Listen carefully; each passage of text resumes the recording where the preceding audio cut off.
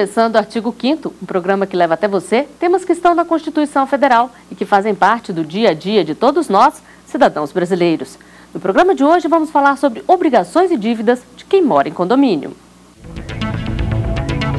O Artigo 5º garante o direito de propriedade. E para falar sobre como viver em condomínio, nós recebemos dois convidados no estúdio do Artigo 5º. Está aqui conosco o advogado Délcio João de Oliveira Júnior, assessor jurídico do Sindicondomínio do Distrito Federal. Também vamos conversar com o advogado Paulo Roberto de Oliveira Júnior, especialista na área civil. Sejam bem-vindos ao Artigo 5º. Doutor Délcio, eu queria que o senhor começasse explicando para a gente quais são as principais obrigações de quem vive em condomínio. Morar em condomínio é realmente uma situação muito complexa. A principal obrigação de quem mora em condomínio é ter a consciência de que o seu direito individual, em hipótese nenhuma, pode sobrepor ao interesse coletivo. E dentre as obrigações do condômino é contribuir com as despesas ordinárias e extraordinárias, respeitar e fazer respeitar as deliberações de assembleia, a convenção, o regimento interno e a legislação, que é uma imposição legal para o síndico também. E morar em condomínio tem como obrigação saber socializar a moradia. É óbvio que, muitas vezes, nós estamos diante de conflitos, porque algumas pessoas não sabem realmente morar em coletividade. E aí vai gerar todos os problemas existentes. Doutor Paulo Roberto, e a relação com o condomínio segue as regras de qual tipo de legislação? Ela segue o Código Civil de 2002, que passou a regulamentar grande parte da matéria, e na parte que não é regida por essa legislação, pela Lei 4.591 de 64, conhecida como Lei dos Condomínios. E como é o funcionamento de um condomínio? Para colocar ordem onde vivem muitas pessoas, às vezes é preciso recorrer ao síndico. É ele o responsável por garantir o bom funcionamento e a boa convivência. E já tem até gente se especializando na função, se tornando síndico profissional.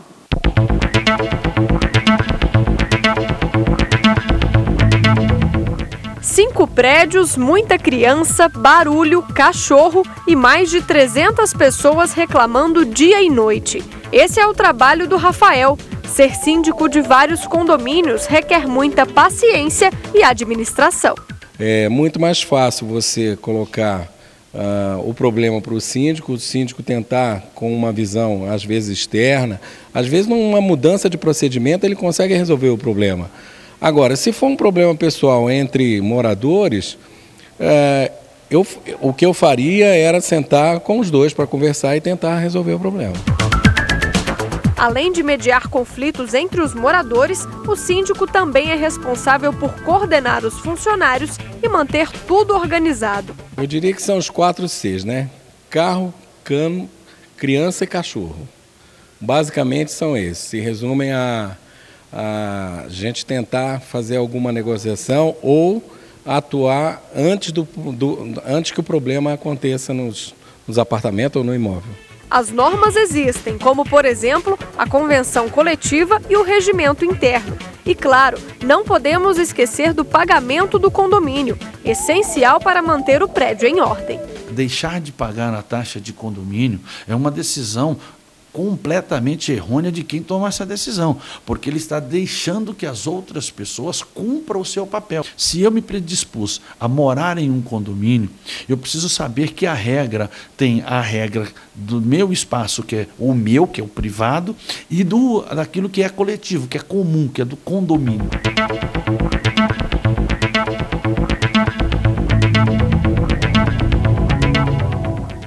Doutor Paulo, a gente viu aí que o que não falta é problema, mas vamos começar falando da taxa de condomínio. É uma obrigação que não tem como discutir, não é mesmo? Não, não tem. A taxa de condomínio, ela é uma das obrigações do condômino.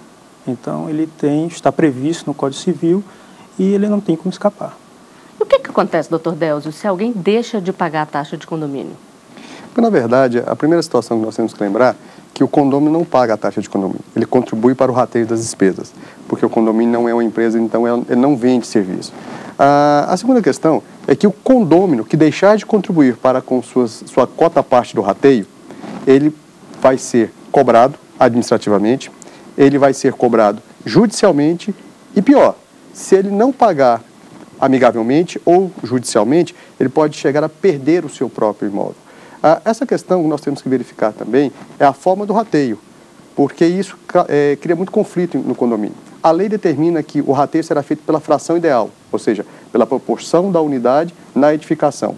Porém, o Código Civil também dá ao condomínio o direito de, em convenção, estabelecer outra forma de rateio, que pode ser por unidade, pode ser por tamanho de unidade, uma forma que os condôminos melhor verificarem que será tratado com equidade o rateio. E o que é cobrado? Tem sempre uma multa de quem atrasa? Esse é um grande problema, né? A Lei 4.591 de 64, ela estabelecia uma multa de 20%, ela estabelecia juros e correção monetária. O Código Civil, que entrou em vigor em janeiro de 2003, ele reduziu a multa de condomínio de 20% para 2%. E isso majorou a inadimplência de forma considerável, porque hoje uma das dívidas mais baratas é a dívida do condomínio. Então, toda pessoa que está devendo condomínio ou que está em dificuldades financeiras, ele prefere pagar a escola do seu filho, ele prefere pagar o cheque especial, o cartão de crédito, financiamento do carro, ou mesmo viajar pagando suas prestações de viagem. Por quê? Sabendo que a dívida condominial é uma dívida que demora muito a ser recebida e é uma dívida que é muito barata financeiramente. Então, ele, em regra, ele deixa em segundo plano. O que não deveria acontecer, porque quando ele deixa a obrigação condominial do rateio das despesas em segundo plano, ele está levando aos seus vizinhos a obrigação de pagar a sua quota parte. Ou seja, a taxa condominial provavelmente vai majorar de valor e quem vai sofrer são os seus vizinhos. E o que os vizinhos devem fazer nesse caso, doutor Paulo, ou o próprio síndico? Tem que entrar com ação na justiça, tentar negociar? Qual é o caminho para cobrar essa dívida? Como o doutor Delcio falou, essa ação ela demanda bastante tempo. Tá? O ideal, até por conta da convivência entre os vizinhos, os condôminos, é tentar resolver amigavelmente. Não havendo opção, tem que se recorrer à justiça. E no caso de um imóvel alugado, quem é responsabilizado pela dívida, o inquilino ou o proprietário? O proprietário.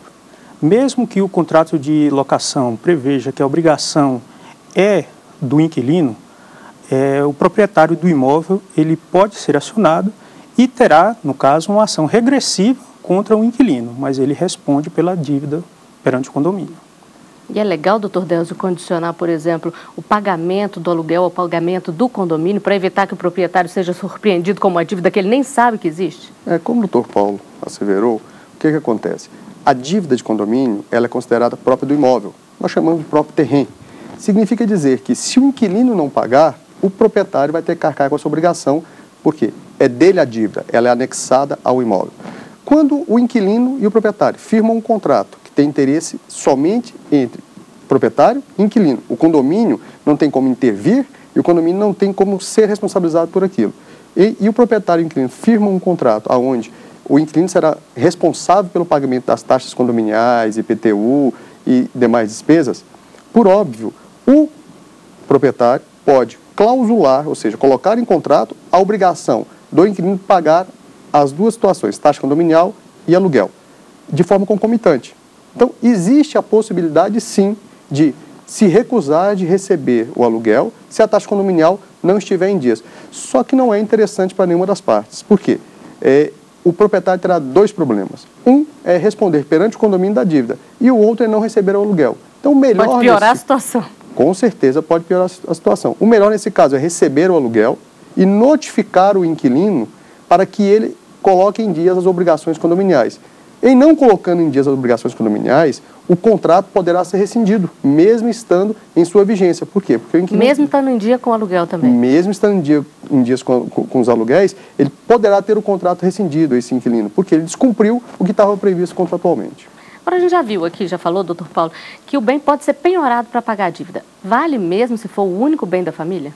Vale. O Código Civil, no seu artigo 1715, expressamente prevê que o imóvel, mesmo sendo bem de família, pode ser penhorado para pagar dívidas de condomínio. E nesse caso, o processo é mais demorado, mais rápido, ou isso não influencia? Não, ele não influencia. O processo vai seguir seu trâmite normal, com a diferença que, mesmo se tratando de bem de família, ele pode sofrer execução.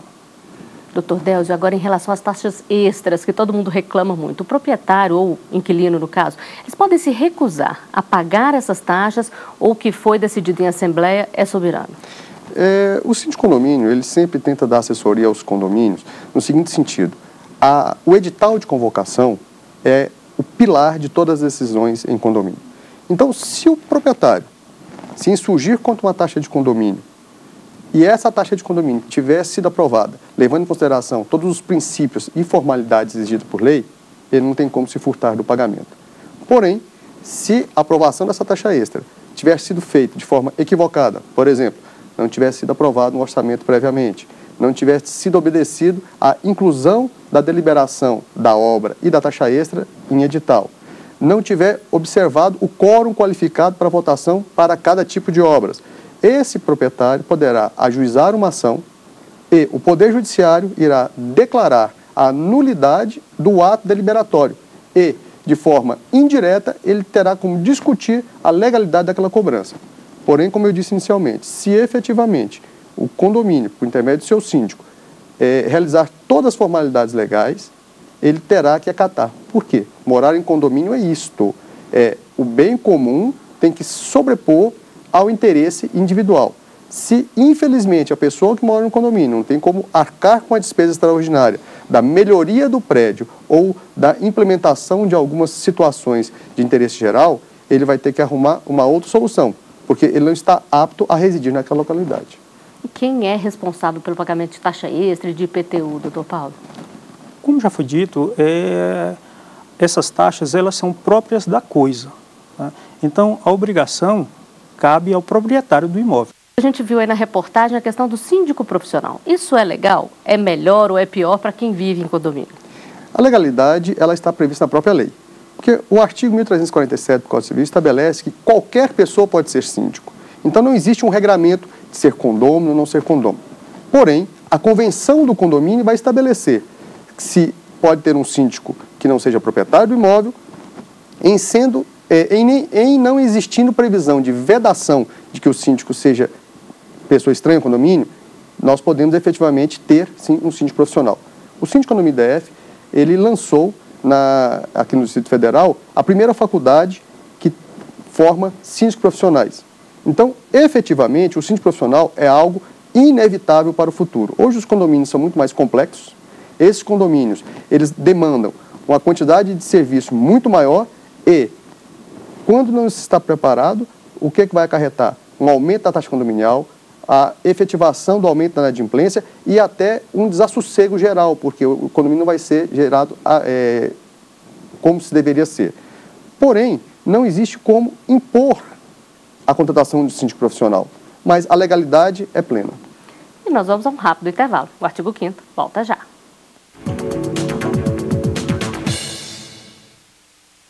Estamos de volta com o artigo 5º. Hoje os nossos convidados são o advogado Paulo Roberto de Oliveira Júnior e o assessor jurídico do Síndico Condomínio, Délcio João de Oliveira Júnior. Eles conversam conosco sobre dívidas e obrigações de quem vive em condomínio. Quem mora em um espaço coletivo sabe que muitas vezes dá para ouvir o que se fala no vizinho. Imagine então quando as regras de convivência não são respeitadas. Para quem se sente incomodado pelo barulho, por exemplo, a saída pode ser recorrer à justiça. A construção civil é um dos setores que mais cresce no país. E com os imóveis cada vez mais próximos, a privacidade dos moradores fica ameaçada. Quem vive em condomínio sabe que os vizinhos inconvenientes sempre estão presentes. Existe leis no que tange ao sossego, a perturbação da paz no âmbito criminal. Existe a responsabilização civil, que é prevista pelo Código Civil, ou mesmo sanções administrativas que estão previstas e que podem ser usadas como fundamento para a responsabilização das pessoas que causarem perturbação do sossego ou da paz. Uma moradora de Niterói vai receber R$7 mil da vizinha por danos morais. A indenização é por conta de uma festa rave com som alto que causou vários problemas para a vizinha. Além disso, os frequentadores bloquearam a rua e espalharam lixo por toda a parte. A autora da ação alegou violação do direito de vizinhança e perturbação da ordem. A proprietária alugou o imóvel para uma festa simples e, na defesa, alegou que a falha foi da polícia, que foi chamada e não fez nada. Mas o desembargador do Tribunal de Justiça do Rio de Janeiro não aceitou os argumentos e considerou que cabe à proprietária cumprir as normas exigidas para o convívio social. O juiz ele sempre pauta de acordo com a extensão do dano que for causado e da condição econômica da pessoa que vai pagar a indenização. O excesso de barulho, independente do horário, deve ser coibido pela administração do condomínio ou até mesmo pela polícia. Mas, para seu Silvio, antes de começar uma briga na justiça, o melhor mesmo é conversar. Procurar sempre o diálogo, né? Eu, graças a Deus, conheço todo mundo, falo com todo mundo, até aceito uma reclamação com um sorriso, porque eu vou pedir sempre também com muita educação.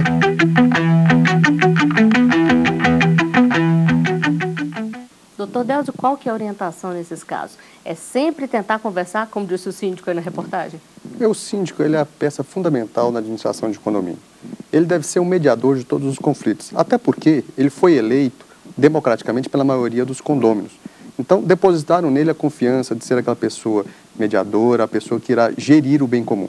Então, todos os conflitos devem passar primeiro por sua pessoa. E não sendo possível ao síndico compor e dirimir os problemas, ele realmente deve dar um encaminhamento. Porém, o síndico deve exaurir todas as possibilidades. Se necessário, inclusive, chamar uma assembleia, porque muitas vezes a questão que aparentemente é individual, ela pode ser coletiva. Nem sempre é possível que a solução venha amigavelmente. Não sendo possível a solução amigável, o final dessa questão é o Poder Judiciário que deve resolver. Agora, doutor Paulo Roberto, a multa pode ser aplicada diretamente quando é um caso como esse, ou o proprietário tem que ser notificado antes, tem que ter uma segunda chance, vamos dizer assim? Olha, o bom senso dita que a pessoa seja notificada. Agora, há casos, por exemplo, uma mudança feita fora do horário estabelecido. A mudança já foi feita. Então, a multa pode ser aplicada diretamente pelo condomínio. E é preciso entrar na justiça para isso ou a convenção do condomínio pode determinar? Prevendo a convenção, ela pode ser aplicada diretamente. Posteriormente, pode vir a ser discutida na justiça, mas pode ser aplicada diretamente pelo condomínio. E, de modo geral, doutor Délcio, essa multa vai para quem? Para quem se sentiu incomodado, para o condomínio? Como é que é essa questão? Essa multa sempre é revertida em favor dos cofres condominiais, ou seja, para a coletividade. Por quê? Porque a multa só pode ser aplicada em caso de previsão em convenção ou regimento interno. Não sendo previsto em convenção e regimento interno, nós temos que ter uma deliberação de assembleia, assim como dispõe o artigo 1337 do Código Civil. E essa multa ela vai ser estabelecida em conformidade com o previsto nos instrumentos normativos. Por exemplo, a lei diz que ela não pode ultrapassar ao limite de 10 taxas condominiais. Porém, para que se aplique uma multa do valor de 10 taxas condominiais, o condômino infrator ele tem que ter uma conduta antissocial reiterada. E tem que ter um quórum qualificado para a aplicação dessa multa. Então, o síndico deve, como o doutor Paulo disse, efetivamente aplicar a multa, quando for o caso, quando a convenção não dispuser diferente, aplicar a multa e dar o direito do contraditório, aonde o proprietário ou usuário do imóvel vai poder justificar os seus atos. Em sendo justificado, em existindo um recurso para efetivar a cobrança dela na justiça, deve-se primeiro passar ao crivo da Assembleia para verificar se a justificativa, ou seja, a defesa daquela pessoa que foi punida, essas justificativas são plausíveis e podem ensejar a anistia da obrigação de pagar a multa. Doutor Paulo Roberto, a gente viu que no caso da taxa de condomínio, a responsabilidade é sempre do proprietário. E no caso de um barulho, de um incômodo para os outros vizinhos, o proprietário também pode ser responsabilizado? É ele que tem que tomar providência? Também. Nesse caso, o proprietário também pode ser responsabilizado, cabendo a ele, se for o caso, uma ação regressiva contra o inquilino. E ele pode pedir para desocupar o imóvel também? Pode chegar a esse ponto. Tá? Descumprindo as regras do contrato de locação, pode-se ensejar o pedido de desocupação do imóvel. E nas ruas as pessoas falam sobre as dívidas de condomínio. A equipe do Artigo 5º foi conferir as opiniões.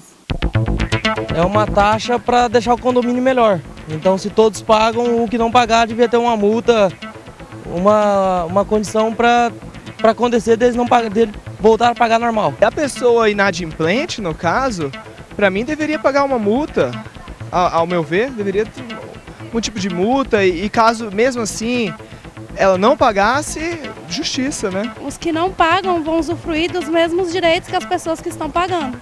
Eu acho que eles deviam ser privados das regalias que quem paga tem o direito, né? Não é justo pessoas pagarem o condomínio e outras pessoas não pagarem. Contribuir para a limpeza, para os serviços condominais e funcionários que trabalham no prédio. Se ele está devendo, se ele fez o trato, assinou, está concordando com aquilo ali, então ele tem que cumprir com o que ele falou, né? E as normas que ele fez com o condomínio.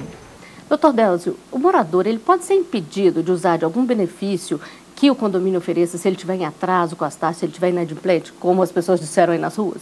Essa questão é muito interessante. O Poder Judiciário já foi, por diversas vezes, provocado a decidir sobre essa questão.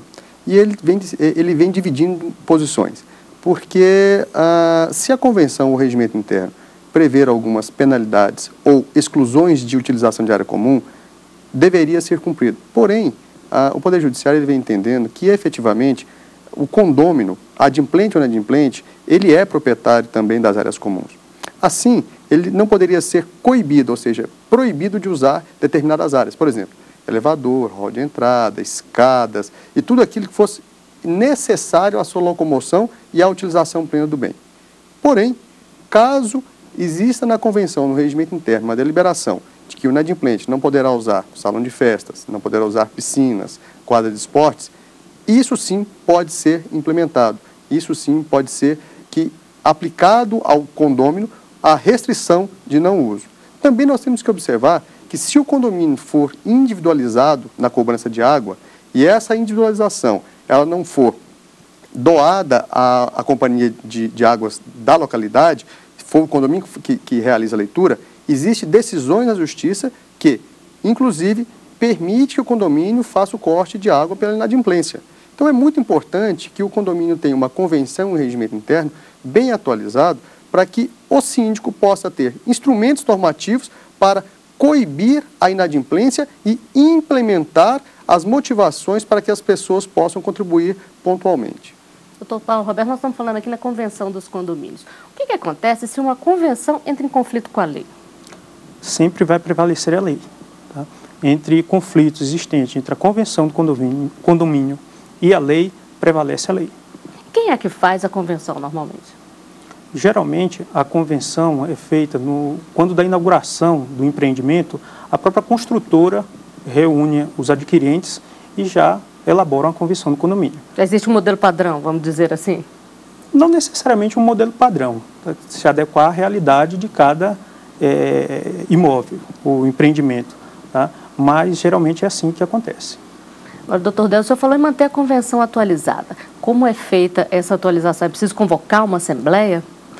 Hoje nós temos duas posições diferentes. Nós temos uma convenção que ela só pode ser alterada com o voto de 2/3 do total dos condôminos. E nós temos um regimento interno que ele pode ser alterado com qualquer número de condôminos. Por que disso? O Código Civil sofreu uma alteração, a Lei 10.931 alterou o que dispõe no Código Civil, dando ao condomínio a liberdade de, com quórum muito menor em assembleia, deliberar sobre a alteração do regimento interno. E essas questões de convivência, de obrigações e deveres, eles devem constar em regimento interno e não em convenção. Então, efetivamente, para que alterem a convenção ou o regimento interno, nós temos que observar o que dispõe a lei. É óbvio que a lei deu ao condomínio e aos condôminos o direito de preencher as lacunas ou flexibilizar algumas normas jurídicas, desde que não aquelas flexibilizações ou aqueles preenchimentos de lacunas não interrompam ou diminuam a aplicação da própria lei, do Código Civil ou da Lei 4.591 de 64. Mas, sem observância dos preceitos legais, não se pode alterar a convenção e o regimento interno. Só para a gente encerrar, então, vale a regra do bom senso sempre, doutor Paulo Roberto? Sempre. O bom senso, a educação na convivência com seus vizinhos é fundamental na vida em condomínio. Para o senhor, doutor Delcio? Olha, morar em condomínio realmente é você saber viver em coletividade. É um aprendizado no dia a dia. E todos devem ter o bom senso muito espontâneo e sempre observar que o seu direito termina quando começa o direito do seu vizinho. E com esse conselho, nós chegamos ao final de mais um Artigo 5º. Doutor Paulo Roberto, doutor Delcio, eu agradeço a presença de vocês aqui conosco no estúdio do Artigo 5º e lembro que você também pode fazer parte do nosso programa, mandando sugestões para o e-mail artigo5@stf.jus.br. A gente se vê na semana que vem. Até lá!